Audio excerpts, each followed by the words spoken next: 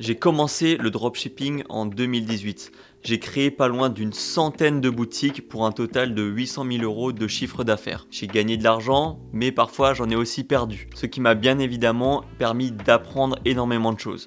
Et justement dans cette vidéo, j'aimerais te partager 21 apprentissages que j'ai tirés de toute cette expérience et de te les partager. C'est parti!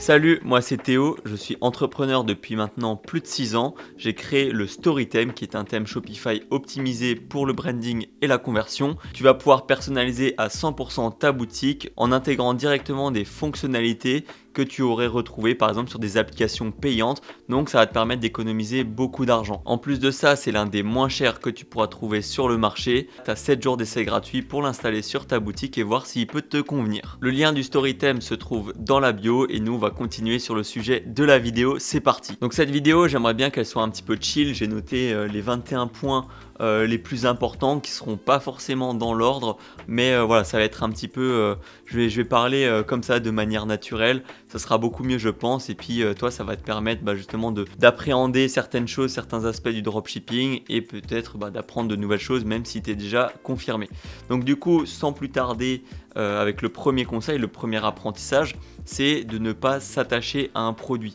Alors souvent, ce qui arrive, c'est qu'on lance une boutique, cette boutique marche enfin, donc on se dit ouais, c'est le produit que je vais pouvoir vendre jusqu'à la fin de ma vie, alors que pas forcément. Le dropshipping, c'est un business qui est assez court terme entre guillemets, c'est difficile de faire tenir des boutiques longtemps, surtout quand on fait pas un effort de branding assez rapidement.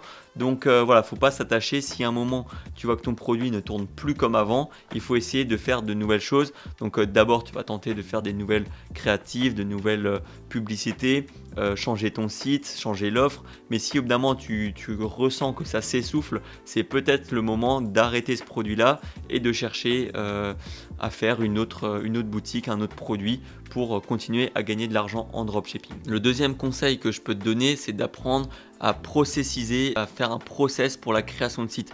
C'est-à-dire qu'en dropshipping, il y aura beaucoup de testing. J'ai dit en introduction que j'ai créé pas loin d'une centaine de boutiques, mais sur les centaines de boutiques, il y a peut-être 15% d'entre elles qui ont fonctionné et qui ont réellement créé de l'argent. Donc le fait de savoir vite tester un produit, il faudrait qu'en moins d'une journée, tu arrives à créer ton site, créer une offre et pouvoir lancer des publicités pour que rapidement tu puisses tester 3, 4, 5 produits dans la semaine assez rapidement. Donc c'est que comme ça que tu vas pouvoir facilement trouver le produit qui va fonctionner et capitaliser dessus par la suite.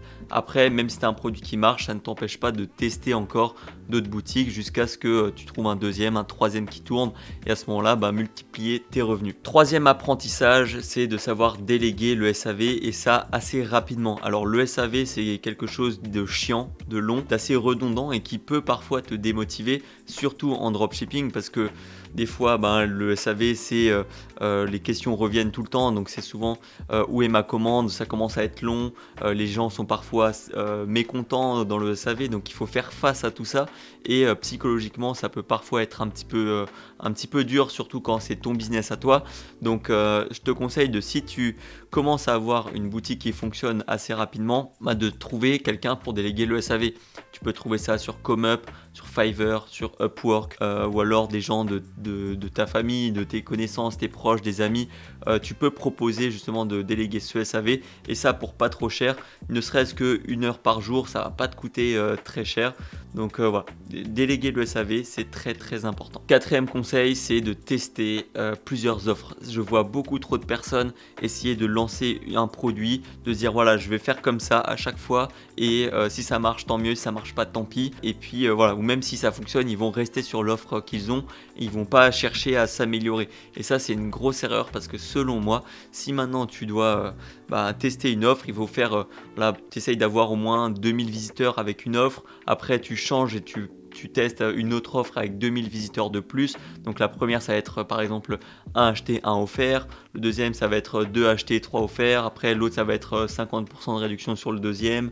Enfin, je sais pas, tu essayes différentes choses qui vont te permettre de se dire qu'est-ce qui peut marcher le mieux, qu'est-ce qui marche moins bien. Et surtout, très important quand on fait ces tests, c'est de bien noter les résultats. Si tu notes pas les résultats, tu n'auras pas de retour concret et ça va être beaucoup plus difficile d'identifier qu'est-ce qui fonctionne ou pas. Cinquième conseil, cinquième astuce, c'est tout simplement le produit est le plus important selon moi.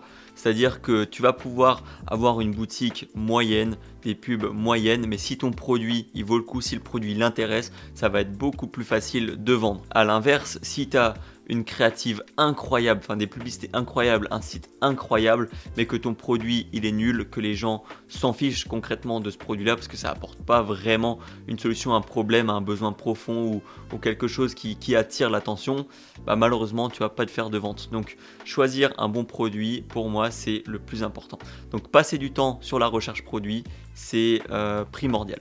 Sixième conseil, c'est de ne pas négliger les visuels. Alors les visuels, encore une fois, c'est la plupart du temps, les débutants qui se lancent, et j'en faisais partie bien évidemment, c'est que on va essayer de chercher des visuels provenant d'AliExpress.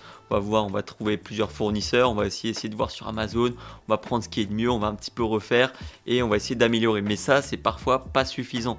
C'est des visuels que tu vas pouvoir retrouver sur n'importe quelle boutique, n'importe quel concurrent peut avoir les mêmes visuels et du coup, tu vas pas te démarquer et tu as peu de chance justement de faire plus d'argent que les autres qui vont lancer le même produit.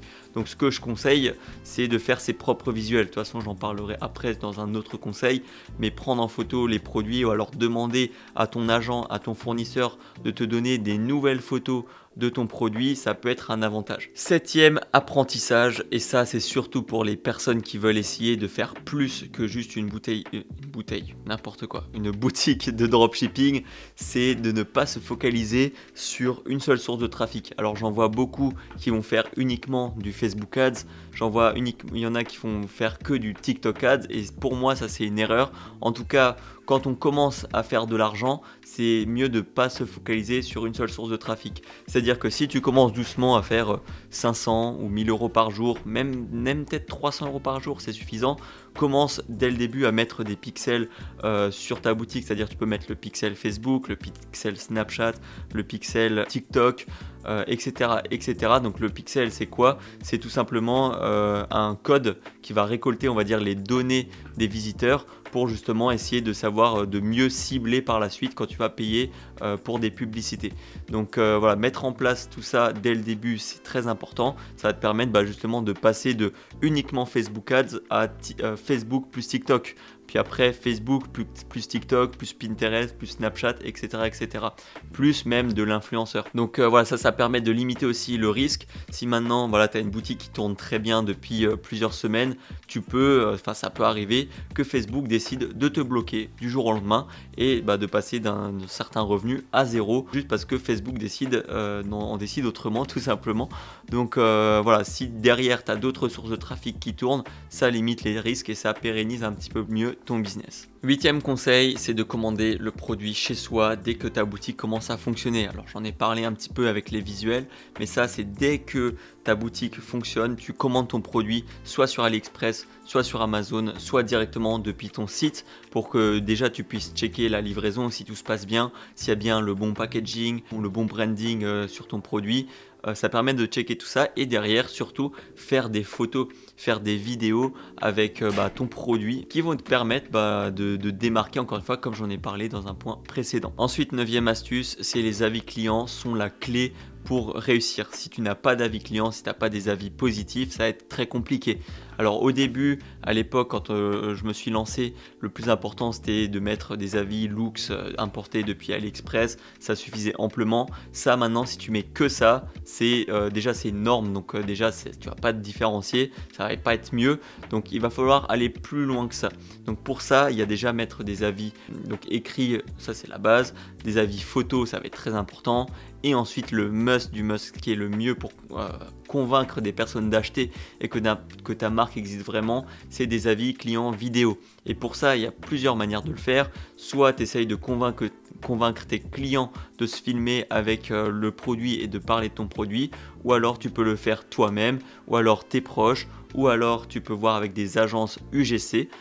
qui vont te permettre justement de payer des gens qui vont parler de ton produit.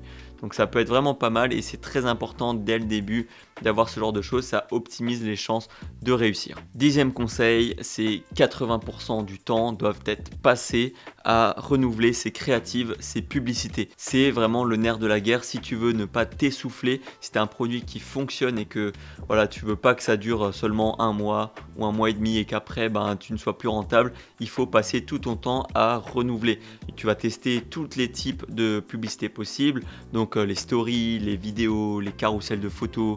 Tu vas commander le produit chez toi, tu vas le prendre en photo, tu vas faire des vidéos, tu vas payer des monteurs, tu vas essayer des applications comme Submagic qui vont te permettre de sous-titrer, donc tu vas essayer avec sous-titres, sans sous-titres, tu vas essayer différents hooks différents, donc le hook c'est les 3 premières secondes, tu vas essayer de voir si dire une phrase choc c'est mieux que de montrer directement l'utilisation du produit, tu essayes de partir sur des trucs qui peuvent être plus viraux, donc je sais pas, des chutes de vidéos, des personnes qui chutent et d'un seul coup ça mène sur une de tes sur ton produit par exemple, c'est quelque chose que j'ai vu assez souvent. Les créatifs pour moi c'est très très important, il faudrait limite 80% c'est renouveler ses créatives, 10% ça va être trouver des nouveaux produits régulièrement pour ensuite lancer des nouvelles boutiques, et les 10% restants, la création de boutiques, tester des offres, optimisation, etc., etc. Mais renouveler ses créatifs, c'est pour moi le plus important. 11e apprentissage, et pas des moindres, le copywriting est de loin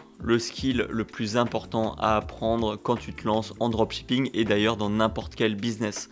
Donc le copywriting, c'est quoi? C'est tout simplement l'art d'écrire des textes de vente, l'art de faire du marketing avec les textes, donc savoir vendre ton produit, c'est-à-dire que je vois beaucoup par exemple de boutiques de débutants, leur bannière c'est bienvenue chez le nom de ma marque. Là, il n'y a rien de copywriting, il n'y a rien de copyrighté.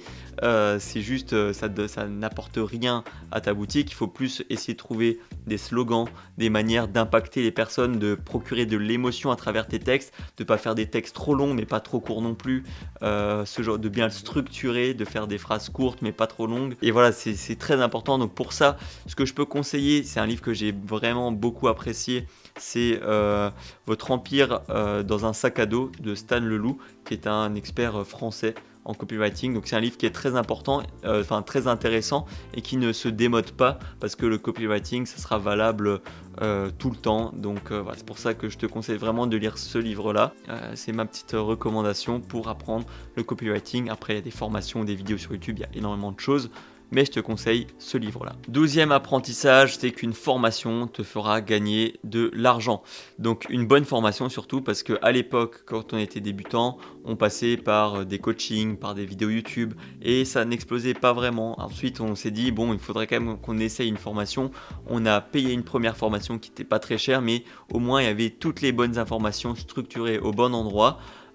Et ça nous a permis de suivre étape par étape et d'avoir nos premiers résultats. Avec ces premiers résultats, on a pris une autre formation beaucoup plus complète, beaucoup plus chère, et derrière on a encore pu exploser nos résultats, atteindre les 1000, 2000, 3000 euros par jour sans problème. Donc voilà, pour moi, mieux vaut dépenser de l'argent et du temps dans une formation que passer beaucoup plus de temps à trouver et retrouver les informations et derrière perdre de l'argent si jamais notre boutique ne fonctionne pas une fois, ne fonctionne pas 2 fois, 3 fois. Voilà, ça fait perdre de l'argent et du temps alors que tu aurais pu l'économiser en prenant une bonne formation. Alors moi je dis ça de mon côté, je n'ai pas vraiment de formation qui parle de dropshipping, j'ai juste une seule formation qui est plus axée sur la création de sites. C'est pas quelque chose qui sera vraiment adapté si tu te lances, si tu es débutant. Peut-être par la suite, mais en tout cas voilà, je me place un peu de manière d'un point de vue neutre sur les formations. 13e astuce, c'est d'optimiser dès le début tes mails. Ça c'est très important, parce que sinon ça veut dire que tu laisses de l'argent posé sur la table et que tu ne le prends pas. Les mails, ça va être très simple, ça va peut-être te prendre 30 minutes à 1 heure si tu as bien l'habitude de faire des process, d'avoir processé, comme j'en ai parlé au début, tes créations de boutique. Parce que si tu as justement des séquences mail de panier abandonné ou des posts achats qui sont utiles, ça va te faire gagner déjà de l'argent, parce que tu peux récupérer des ventes que tu n'aurais pas faites sans ces mails-là. Parce que les gens, il faut leur rappeler régulièrement si tu veux qu'ils finalisent leur achat. Et ça te permet de gagner du temps aussi. parce que si maintenant tu fais une bonne séquence mail post-achat qui rassure le client pour sa livraison, pour quand est-ce qu'il va recevoir son colis, etc., etc., ça limite le SAV, ça déleste ton support et tu gagnes soit la personne à qui tu as délégué, soit toi gagnera du temps et donc de l'argent pour faire autre chose, des créatives, d'autres recherches produits, etc., etc. 14e apprentissage, les délais de livraison rapides sont game changer. Ça, c'est vraiment le principal truc sur lequel il faut faire dès le début, c'est trouver un fournisseur qui livre vite. Si tu ne livres pas vite, les gens seront déjà impatients, ils vont s'impatienter et quand ils vont recevoir le produit et qui sera pas ouf, parce que voilà, ça sera un produit venant d'AliExpress, tu n'auras pas forcément faire attention à la qualité du produit parce que tu es débutant justement, il sera insatisfait, il va te mettre une mauvaise note sur Facebook, il va te mettre une mauvaise note sur ta page et voire même des mauvais avis. Donc, et surtout, il ne va jamais recommander sur ta marque, enfin sur ta boutique. Donc ce qui est important, c'est d'avoir des délais de livraison le plus rapide possible. Moins d'une semaine si possible. Même si tu vas payer un peu plus cher, ça va être beaucoup mieux que de mettre longtemps à livrer. Donc game changer, c'est des délais de livraison rapides. 15e conseil, 15e apprentissage, c'est que le packaging n'est pas important au début, mais il ne faut pas que ce soit non plus un sac poubelle. C'est-à-dire que quand on commande sur AliExpress, des fois on reçoit ce qu'on aime bien appeler le sac poubelle, un truc pas très beau qui ressemble justement à un sac poubelle. Quand tu l'ouvres, ça pue, ça donne pas envie de prendre ton produit. Et voilà, il y a même des gens qui parfois renvoient leurs produits juste parce que ça pue. Donc faut faire vraiment attention, c'est réel. Faut voir ça avec son fournisseur. Faut commander une fois le produit pour voir un petit peu la qualité de réception, la qualité de l'expérience client une fois que tu reçois ton produit. Donc voilà, faire attention à ça, voir avec son fournisseur, avec son agent concernant les packaging pour que ce soit un minimum correct. Tu n'as pas besoin de tout de suite faire quelque chose de brandé avec ta marque, ton gros logo dessus, vraiment un truc ultra brandé, mais fais au moins attention, fais quelque chose de correct qui est agréable à recevoir. 16e apprentissage, il faut toujours essayer d'avoir plusieurs agents et les mettre en concurrence régulièrement pour obtenir les meilleurs prix et meilleurs services. Alors ça, voilà, c'est quelque chose de mon expérience qui est vraiment très important parce que on avait au début, quand on était plus ou moins débutant, intermédiaire, on avait notre agent, un seul agent et on s'est dit voilà, il est très bien, pourquoi changer, pourquoi faire autrement ? Alors que ça, c'était une grosse erreur.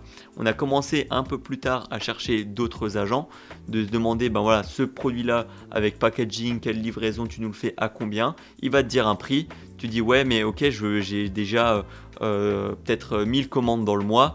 J'aimerais passer chez toi, mais là, pour l'instant, j'ai un prix plus avantageux ailleurs. Est-ce que tu peux me faire mieux ? Et du coup, la personne, elle va essayer de voir, elle va dire, ouais, ok, je peux te proposer ce prix-là. Tu lui dis, ok, pas de souci. Tu retournes vers ton agent initial, tu lui dis ouais, j'ai un autre agent qui me propose ce prix-là, est-ce que tu peux t'aligner ou bien faire moins cher ? Sinon, je vais chez la concurrence. Et crois-moi qu'ils ne veulent pas perdre leurs clients, surtout si c'est des clients qui commencent déjà à bien tourner. Donc voilà, tu as tout intérêt à négocier avec tes agents. 17e apprentissage, les influenceurs, c'est vraiment ce qu'il y a de plus risqué quand tu te lances dès le début, que tu choisis les influenceurs. C'est vraiment une mauvaise idée. Parce que déjà, tu n'auras pas quelque chose de professionnel, donc tu auras du mal à te faire accepter et accepter qu'un influenceur accepte ton produit, de faire la promotion de ton produit, surtout que tu vas devoir sortir une somme assez importante et que tu n'es pas sûr que ça va fonctionner. On a déjà dépensé des influenceurs à 1000, 1400 euros pour au final faire peut-être 200 ou 300 euros de chiffre d'affaires sur la story. Donc c'est une très mauvaise idée de le faire dès le début. Je te conseille de d'abord faire de la publicité comme Facebook, TikTok, etc., etc. Et ensuite, si ça fonctionne, tester les influenceurs, tester différents types d'influenceurs pour justement te diversifier et faire quelque chose de plus grand. Mais ça vient que plus tard. Donc vraiment, ne fais pas les influenceurs dès le début. 18e conseil, mais j'ai l'impression que j'en ai déjà parlé, c'est de ne pas se limiter à une seule source de trafic. Comme je le dis depuis le début de cette vidéo, tu vas peut-être commencer avec Facebook, mais il va falloir que derrière, tu vas essayer de faire du TikTok Ads, du Facebook Ads, du TikTok organique aussi, éventuellement, du blog, donc du SEO, donc du blog plutôt, des influenceurs plus tard. Il y a Pinterest Ads qui est intéressant. Tu peux voir pour différentes sources de trafic, canaux d'acquisition. Et voilà, faut pas se limiter à un seul, comme dit, pour mieux pérenniser son business et avoir quelque chose de plus long-termiste et qui a aussi plus de valeur, c'est très important. 19e conseil, c'est de commencer à vendre en France ou du moins sur un marché que l'on connaît, où on parle la langue, c'est beaucoup mieux. Et ensuite, tu vas pouvoir dupliquer dans d'autres pays. Dans notre cas, qu'est-ce qu'on faisait? On avait un produit qu'on avait trouvé, par exemple aux États-Unis. On s'est dit, ben voilà, on veut lancer ce produit-là, donc on va faire le produit. On va faire toute la boutique en français, on va faire quelque chose d'assez simple pour le tester rapidement, on va faire les publicités et là on va voir si ça fonctionne. Si ça fonctionne, tant mieux, on va le passer sur d'autres langues. Donc on avait pareil encore une fois des process pour traduire assez facilement des boutiques, donc on le passait en allemand, en italien, en espagnol. En anglais, c'est ce qu'on faisait le moins parce que c'est ce qui marchait le moins bien pour nous, mais on gardait quand même ces trois-là qui étaient les mieux, ce qui fonctionnait le mieux pour nous. Et on avait nos traducteurs. Donc ça, c'était à l'époque, en 2019, en 2020. Maintenant, on a ChatGPT. Tu peux très bien traduire tous tes textes comme ça. Avec ChatGPT, c'est encore plus rapide. Et du coup, tu vas pouvoir, avec le travail d'une seule boutique, tu n'as pas besoin de tout refaire, tu as juste à dupliquer et changer les textes. Mais c'est très important de le faire un à un et de ne pas tout faire en même temps. Il y en a qui veulent vendre à tout le monde et au final, ils vendent à personne. Donc, il faut faire attention à ça. Ou bien, ce qu'on faisait parfois, c'est qu'on avait notre boutique en France, elle ne marchait pas. Bon, malheureusement, ça peut pas tout le temps marcher. Et derrière, on essayait en Allemagne. Et là, en Allemagne, ça fonctionnait. Donc c'est pour ça on essayait de faire un petit peu de tout et comme ça pouvait donner plus de chances à un produit de fonctionner. 20e apprentissage, c'est analyser ces chiffres est primordial. Si tu n'analyses pas correctement tes chiffres, que tu ne suis pas en dropshipping, c'est bien de suivre quotidiennement. D'ailleurs, je vais faire une vidéo sur la comptabilité prochainement. Alors, n'hésite surtout pas à t'abonner pour ne pas manquer ça. Donc, ouais, si tu ne fais pas la comptabilité quotidiennement, de manière hebdomadaire aussi et mensuelle, si tu ne suis pas tes KPI, donc les chiffres clés, ce qui va te permettre d'analyser là où est-ce que tu dois améliorer ton tunnel de conversion. Donc, par exemple, le taux de clic, le taux de conversion, le nombre de personnes le nombre de pages qui sont regardées sur ta boutique. Enfin bref, l'analyse de manière générale, c'est très important si tu veux te développer et aussi éviter de perdre de l'argent sans t'en rendre compte. À une époque, malheureusement, voilà, j'avais fait l'erreur de laisser tourner de la publicité sur Snapchat qui fonctionnait très bien pour moi mais qui au bout d'un moment commence à s'essouffler et je vérifiais pas tous les jours si je gagnais oui ou non de l'argent. Donc du coup voilà, je laissais tourner et quand j'ai fait le point plusieurs semaines plus tard, je me suis rendu compte mais merde, j'ai perdu beaucoup d'argent parce que je pensais générer de l'argent, je faisais peut-être 1000 euros par jour, mais je dépensais beaucoup en publicité de l'autre côté et après il y avait le coût des produits, le coût des logiciels, les frais Stripe, les coûts annexes liés à ton entreprise, les différents logiciels, etc., etc. Au final, je m'y retrouvais plus et j'étais pas rentable. Alors que si j'avais suivi quotidiennement les chiffres, j'en serais pas là, j'aurais peut-être optimisé et j'aurais sûrement gagné beaucoup plus d'argent. Donc fais attention, analyser ces chiffres, c'est primordial. Aujourd'hui, je le fais avec le business du Storytime parce que c'est très important. Et voilà, peu importe le business, les chiffres, c'est le plus important. Comment est-ce que tu gagnes de l'argent, d'où ça vient, vraiment, c'est très important. 21e apprentissage et dernier apprentissage, c'est tout simplement, tout ne réussit pas forcément. Des fois, on a l'impression que tout fonctionne, ça marche, c'est trop bien, tu lances n'importe quoi, ça fonctionne, mais il faut accepter que parfois, ça peut ralentir. L'entrepreneuriat, c'est pas une courbe qui monte de manière linéaire, ça va faire des hauts et des bas pour remonter au final et atteindre tes objectifs. Mais voilà, c'est pas un long fleuve tranquille. Il va falloir accepter parfois les pertes, il va falloir accepter les moments difficiles, de doutes, de moments où ça ne se passe pas comme tu l'avais prévu. Ça, malheureusement, tu ne peux rien y faire. Ce que tu peux faire en revanche, c'est te dire comment tu vas réagir par rapport à ça et quelles actions tu vas mettre en place pour justement repartir sur de la croissance, repartir sur de la réussite et du succès. Donc voilà, pour moi c'est très très important. Je sais pas combien de fois j'ai dit ce mot dans cette phrase-là, mais voilà, c'est mes 21 conseils et apprentissages que j'ai tiré de ces 5 ans de dropshipping, même 6 si on compte l'e-commerce. Donc voilà, c'est tout ce que j'aurais à t'apporter. Je suis sûr que je pourrais encore trouver de nombreux conseils. Si jamais ça t'intéresse que je fasse une vidéo supplémentaire, n'hésite pas. Mais en tout cas, j'espère que tu l'as regardé jusqu'au bout. Et de se quitter, j'ai quand même un apprentissage bonus, un conseil bonus qui est avoir un bon thème sur ta boutique. Forcément, avoir un bon thème, qu'est-ce que ça te permet? Ça te permet d'avoir une boutique qui convertit mieux, qui te permet de tester plusieurs choses, plusieurs affichages, plusieurs textes marketing, plusieurs angles marketing, plusieurs offres, surtout économiser de l'argent pour éviter de dépenser en application de bundle, après application de timer, après application de stock, application pour améliorer ton panier. Tout ça, c'est des coûts supplémentaires qui peuvent accumuler, te revenir à peut-être 100 € par mois facilement. Donc il faut faire attention à ça et il faut avoir un bon thème Shopify. Alors moi, ce que je conseille bien évidemment, c'est le story theme. J'en ai parlé au début de cette vidéo. Comme dit, il va permettre d'économiser pour ses frais d'application, mais aussi de personnaliser à 100% ta boutique, d'avoir quelque chose de brandé, qui ait une bonne conversion, quelque chose de cohérent.